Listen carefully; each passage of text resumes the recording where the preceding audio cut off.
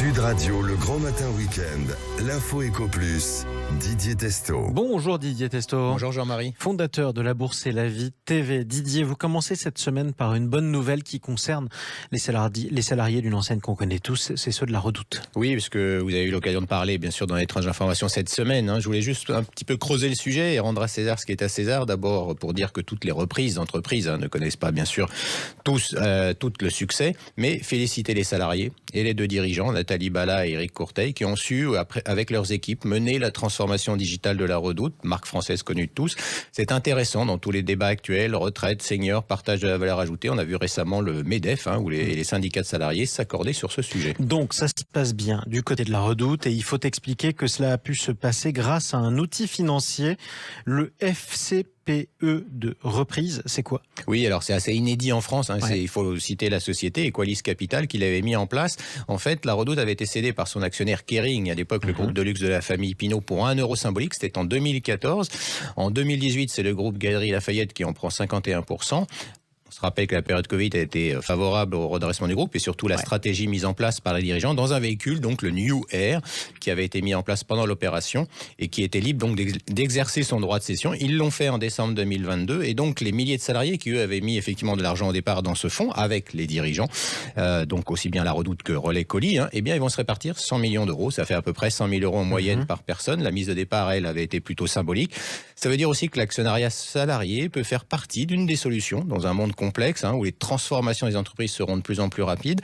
Et l'exemple de la Redoute, avec l'implication de toutes et tous, est particulièrement intéressant. Donc, en gros, les salariés ont repris la Redoute avec leurs patrons et les investisseurs et aujourd'hui, ils gagnent le gros lot, c'est ça ? Voilà, exactement. Allez, un fonds d'investissement maintenant pour l'industrie militaire, pour la défense. C'est nouveau, ça mérite de s'y attarder d'après vous. Oui, c'est Wimberg Capital Partner, dirigé par Serge Wimberg, qui est également président du conseil d'administration de Sanofi, qui l'a annoncé cette semaine.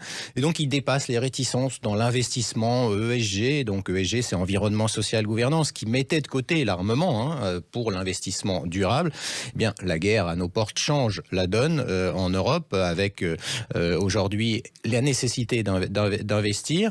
Alors, le monde a changé, pas celui lointain, celui à quelques heures d'avion de Paris et l'Ukraine. Nous avons pu constater combien nous avions de défaillances opérationnelles majeures. Les militaires qui nous écoutent le savent. La France, au cours des dernières années, a plutôt réduit ses forces militaires et le matériel disponible, gérant plutôt en comptable qu'en stratège.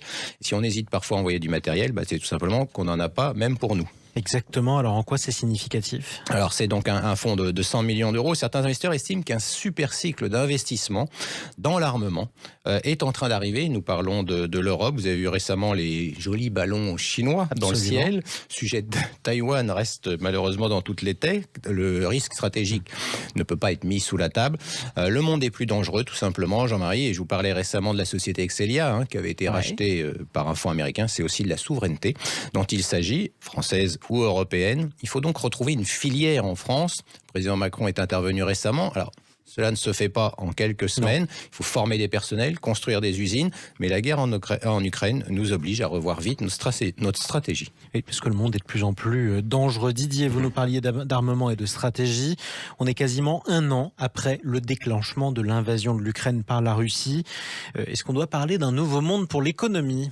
Oui, clairement. Là, il va falloir s'y habituer, puisque la facilité consisterait à dire, finalement, le monde d'après, c'est le monde d'avant, rien ne change sur les marchés financiers. Certains investisseurs d'ailleurs agissent ainsi en faisant comme si le sujet de l'inflation était réglé et que les banques centrales allaient arrêter leur politique de hausse de taux assez vite.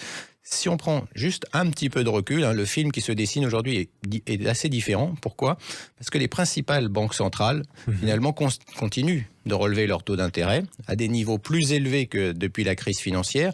Dès lors, il y a une prise de conscience collective qui est en train de se mettre en place, finalement, que ramener l'inflation à 2% avec un coup de baguette magique, rapidement, ça relève de l'illusion.